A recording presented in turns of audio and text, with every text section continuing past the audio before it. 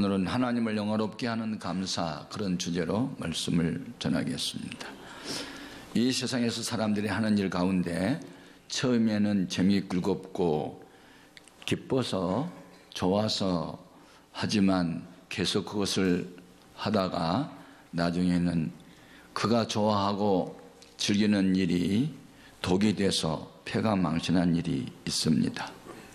술, 담배, 마약, 노름, 게임 이런 것에 중독이 되면 그 중독이 그들을 망하게 하는 것이죠. 반대로 처음은 좀 힘들고 어려워도 계속 하다 보면 은혜가 되고 복이 되는 일들이 있습니다. 기도하는 일, 전도하는 일, 섬기는 일, 십자가 지는 일은 처음에는 힘들고 어렵지만 자꾸 하다 보면 그 속에 참 기쁨과 평안이 있고 능력과 지혜가 있고 더없이 행복한 일이 있습니다. 이것이 십자가에 나타난 비밀입니다. 여러분은 처음보다 나중에 항상 좋아지기를 바랍니다. 시편 50편은 아삽이라고 하는 사람이 쓴 시인데, 아삽 다윗 왕정 시대와 솔로몬 왕정 시대의 찬양 대장 중 한 사람입니다. 여러분, 하나님은 찬송 중에 거하시고 찬송을 신앙 고백으로, 그리고 찬송을 하나님의 이름을 높이고 자랑하는 일로 열심히 하다 보면 영적인 감동들이 임하게 됩니다. 하나님은 찬송 중에 거하시기 때문에. 그런데 아삽이라고 하는 사람이 찬양 대장 일을 하면서 영감을 받아 쓴 시가 21편이나 됩니다. 여러분은 늘 찬송 중에 거하신 하나님을 경험할 수 있기를 바랍니다. 그는 시편 50편을 통해서 감사의 제사가 하나님을 영화롭게 하는 일인데 그 행위를 옳게 하는 사람에게는 하나님의 구원을 보인다. 반대로 하나님의 은혜를 받고도 하나님을 잊어버리고 살면 하나님이 찢으시는데 그 결과는 비참한 일이다. 이렇게 하나님을 영화롭게 하는 사람과 하나님의 이름을 욕되게 하는 사람의 차이를 여기에서 가르쳐주고 있습니다. 이 시편 50편 감사의 제사를 드려야 된다는 이 말씀 속에서 우리에게 준 교훈들이 몇 가지 있는데, 첫 번째 교훈은 감사의 제사로 하나님을 영화롭게 하는 사람에게 구원이 있다는 것입니다. 자, 23절 본문을 같이 읽겠습니다. 감사로 제사를 드리는 자가 나를 영화롭게 하나니 그의 행위를 옳게 하는 자에게 내가 하나님의 구원을 보이리라. 우리 기독교의 교리를 요약하고 문답식으로 정리한 것을 소요리 문답이라 하는데, 그 소요리 문답 제1문답은 사람이 제일 되는 목적이 무엇이냐? 사람이 제일 되는 목적은 하나님을 즐거워하며 영원토록 그를 기뻐하게 영화롭게 하는 것이다. 그렇게 되어 있어요. 무슨 일로 하나님을 영화롭게 할 수 있을까요? 여러 가지가 있지만 그 중에 하나가 감사의 제사라는 것입니다. 여러분 마음속에 늘 누구에 대한 고마움과 감사가 있으면 그분을 잘 섬기고 싶고 그분의 요구를 들어주고 싶고, 그렇게 하다 보면 관계가 아주 친숙해지죠. 그러나 원망하고 불평하면 가까웠던 사이도 멀어지고 자꾸 불평하다 보면 원수가 될 수도 있어요. 그래서 감사는 기독교인이 갖춰야 할 가장 중요한 부분입니다. 그래서 여러분, 마귀가 가까이 할 수 없는 영역이 기쁨과 감사의 영역인데, 여러분 주 안에서 기뻐하고 항상 하나님께 감사의 생활을 살 수 있기를 바랍니다. 하나님에 대한 믿음이 독실한 사람은 하나님의 주권을 인정합니다. 이 주권 인정은 모든 것은 하나님의 뜻대로 된다는 것이죠. 사실 우리 뜻대로 되어진 일이 많지 않습니다. 여러분이 태어나고 싶어서 태어났나요?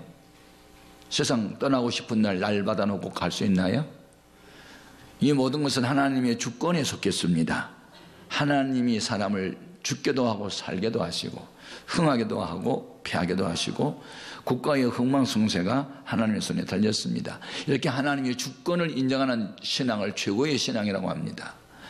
이 하나님의 주권을 인정하는 사람은 하나님의 명령 앞에 왜라는 말을 붙이지 않습니다. 어떻게 순종하고 복종할까요? 라고만 이야기합니다.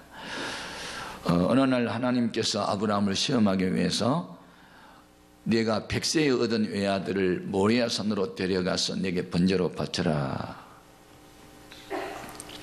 하나님이 아브라함을 시험하죠. 무슨 시험인가요? 나보다 이삭이 더 좋아? 이삭보다 내가 더 좋아? 나보다 이삭을 더 사랑해? 이삭보다 날 더 사랑해? 한번 검증 좀 해볼까? 그게 시험하는 거죠. 그런데 아브라함이 하나님 앞에 이렇게 마음을 정리해요. 이 아들은 하나님이 주신 아들이고 따라서 하나님이 원하면 다시 바칠 수도 있지, 이렇게 단순하게 생각하고 아침 일찍이 잠자는 아이를 깨워서 저 하나님이 지시한 땅으로 갑니다. 가서 그 아이를 딱 손을 쥐어하고 묶고 칼을 꺼내요.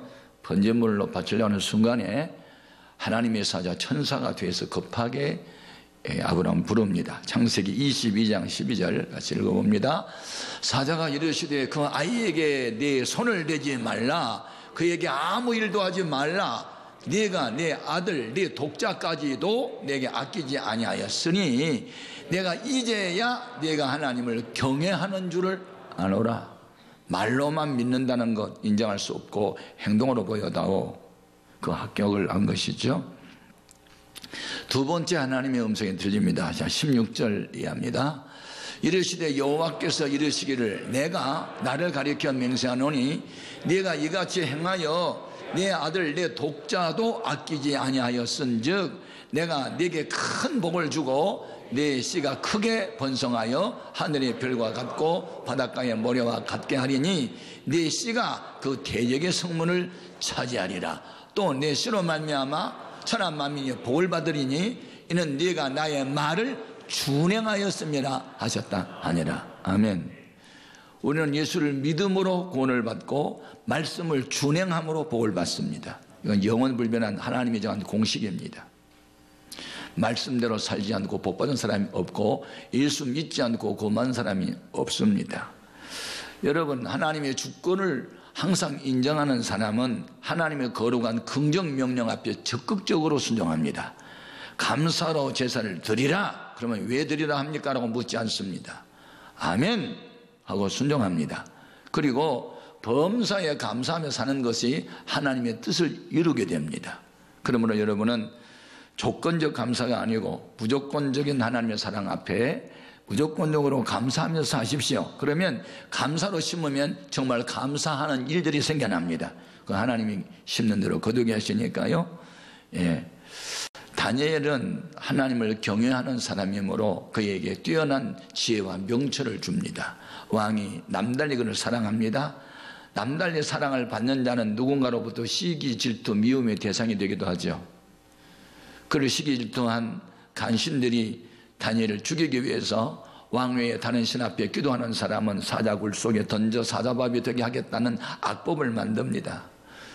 악법을 만든 것을 알면서도 다니엘은 전에 해오던 하나님께 기도하는 일을 쉬지 않습니다. 그러다 발각이 되죠. 그때 그는 사자밥이 될 줄 알면서도 감사합니다. 다니엘서 6장 10절 같이 읽어봅니다. 다니엘이 이 조서에 왕의 도장이 찍힌 것을 알고도 자기 집에 돌아가서는 윗방에 올라가 예루살렘으로 향한 창문을 열고 전에 하던 대로 하루 3번씩 무릎을 꿇고 기도하며 그의 하나님께 감사하였더라. 아멘.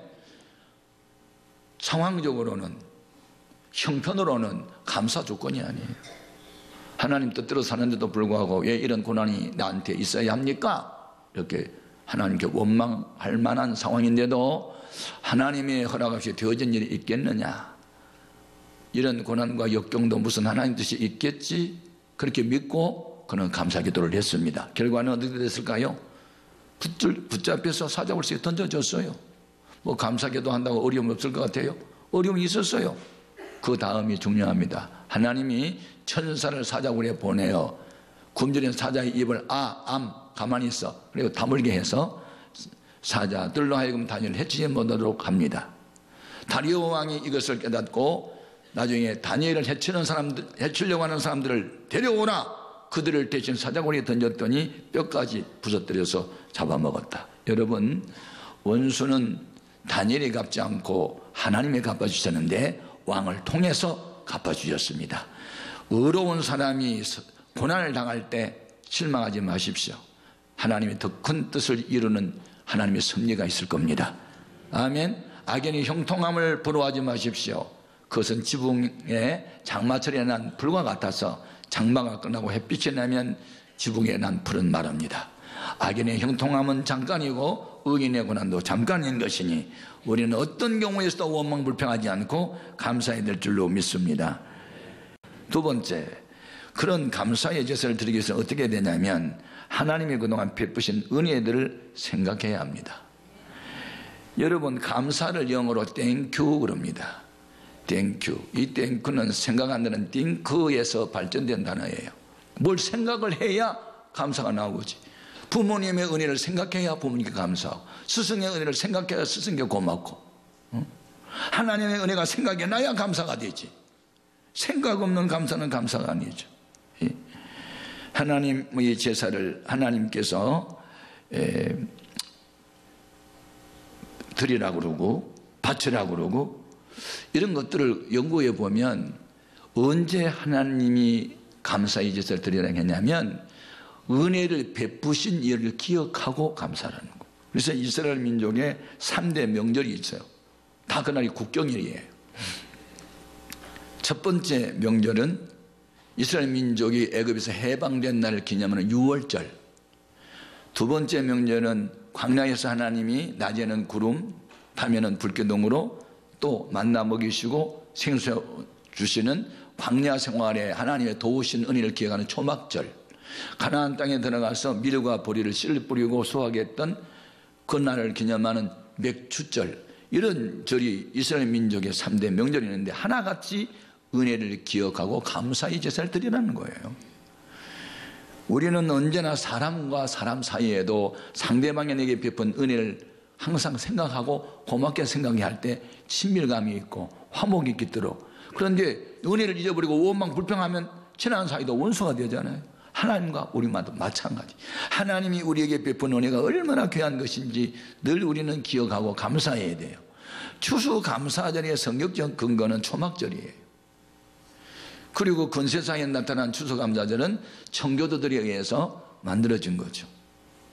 자, 성경적 근거인 추수감사절을 확인해 봅니다. 신명기 16장 13절 이하. 너희 타작마당과 포도주 틀에 소출을 거두어 들인 후에 이래 동안 초막절을 지킬 것이요 절기를 지킬 때에는 너와 네 자녀와 노비와 내 성중에 거주하는 레위인과 객과 고아와 과부가 함께 즐거워하되 네 하나님 여호와께서 택하신 곳에서 너는 이래 동안 네 하나님 여호와 앞에서 절기를 지키고 네 하나님 여호와께서 네 모든 소출과 내 손으로 행한 모든 일에 복 주실 것이니 너는 온전히 즐거워할지니라. 너희 가운데 모든 남자는 1년에 3번 곧 무교절과 칠칠절과 초막절에 내 하나님 여호와께서 택하신 곳에서 여호와를 배울 때 빈손으로 여호와를 배우지 말고 각 사람이 내 하나님 여호와께서 주신 복을 따라 그 힘대로 드릴지니라. 아멘.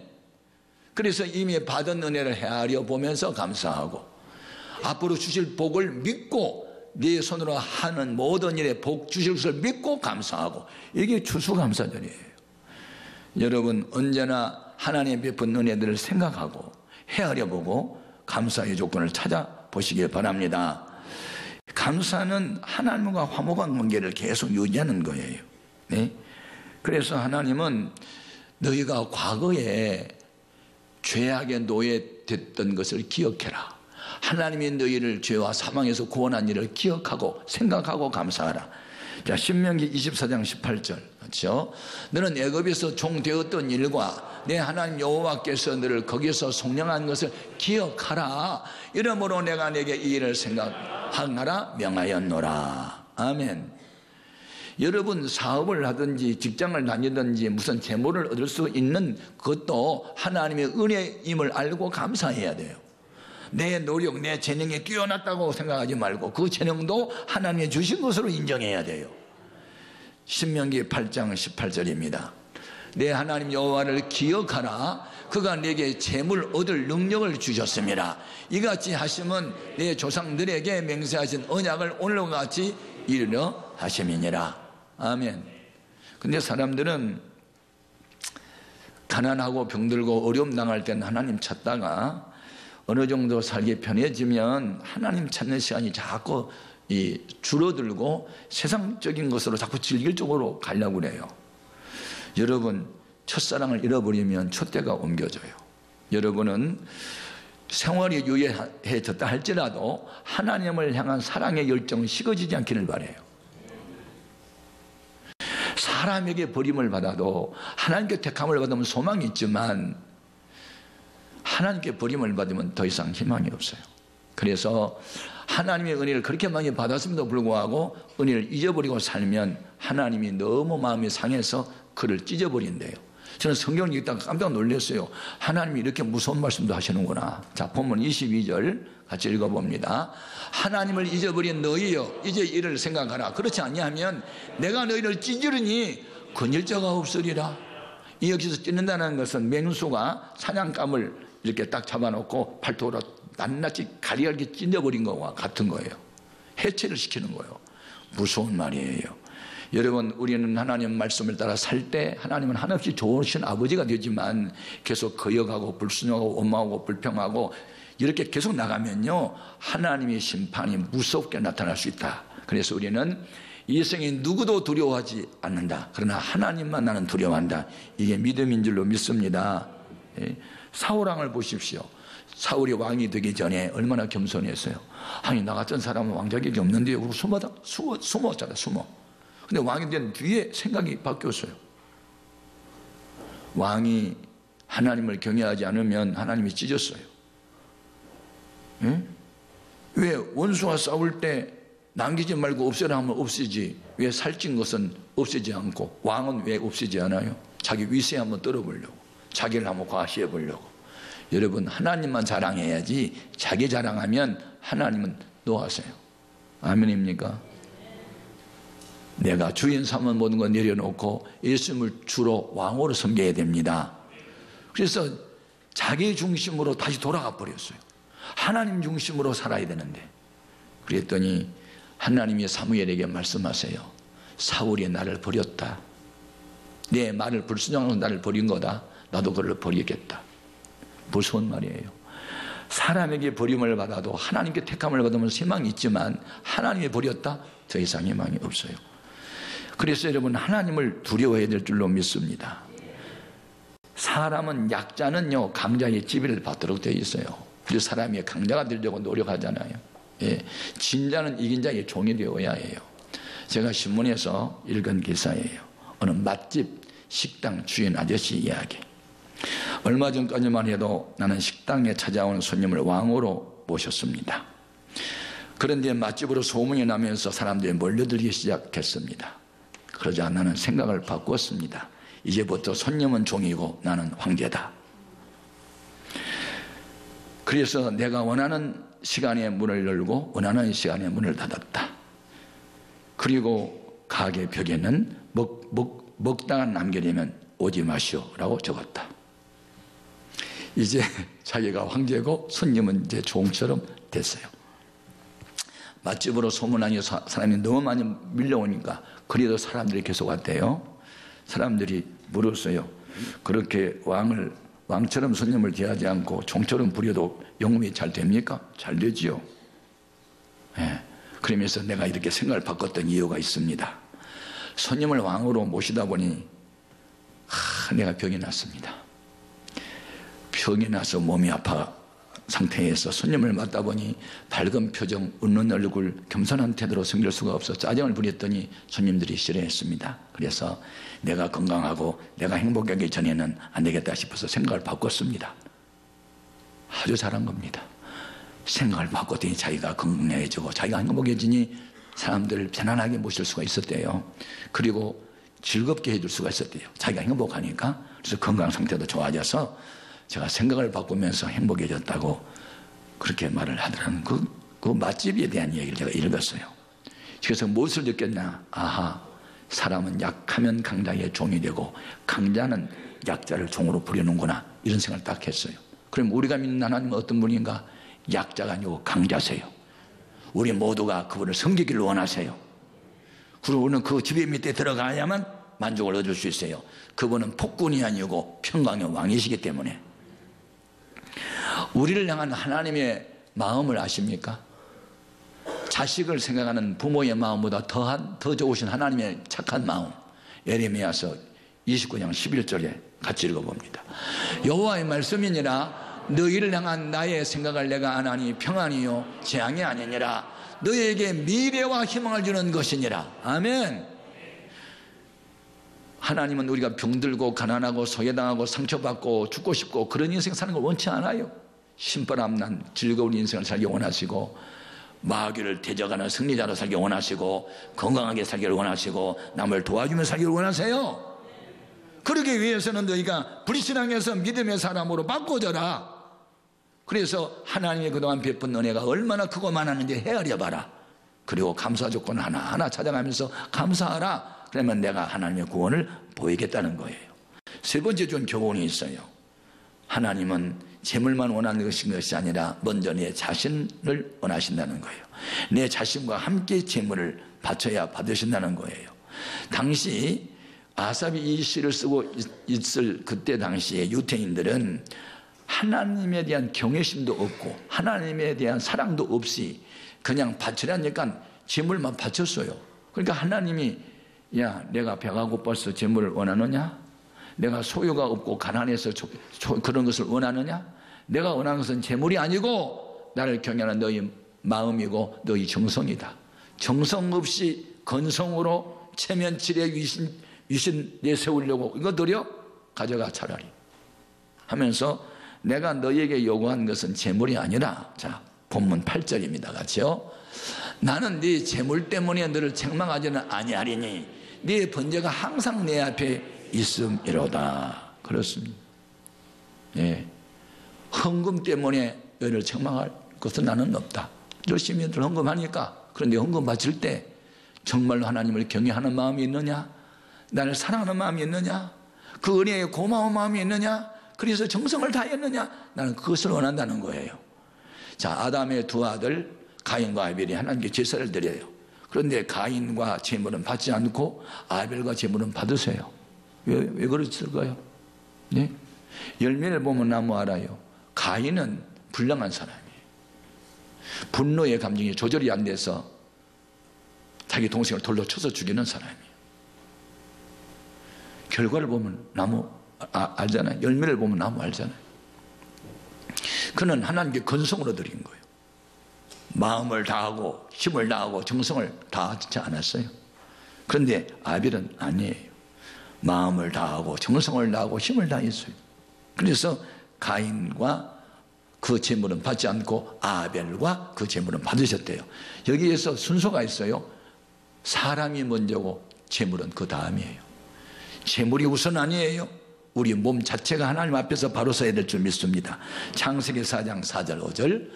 아벨은 자기도 양의 새끼와 그 기름으로 드렸던 여호와께서 아벨과 그 제물은 받으셨으나 가인과 그의 제물은 받지 아니하신지라. 여기에서 가인이 문제가 된 거예요. 그러니 제물도 안 받아버린 거예요. 아벨은 하나님 보시기에 합당했기 때문에 아벨을 받으시니 그가 드린 제물도 받아준 거예요. 여러분, 체면질에 하기 위해서 연보하고 헌신하지 않고 하나님을 정말 경외하고 교회를 사랑하는 마음으로, 주님을 사랑하는 마음으로 뭐든지 드릴 수 있기를 바랍니다. 결론입니다. 하나님을 경외하십시다. 사랑하십시다. 은혜를 기억하고 생각하고 감사의 제사를 드리십시다. 은혜를 잊어버리거나 망각하지 않기를 바라고 배웅망당한 인생 살지 말고 은혜를 보답하는 삶을 삽시다. 그러면 더욱 친밀 관계가 이루어져서 이전보다 더 좋아지는 역사가 있기를 주님의 이름으로 축복합니다.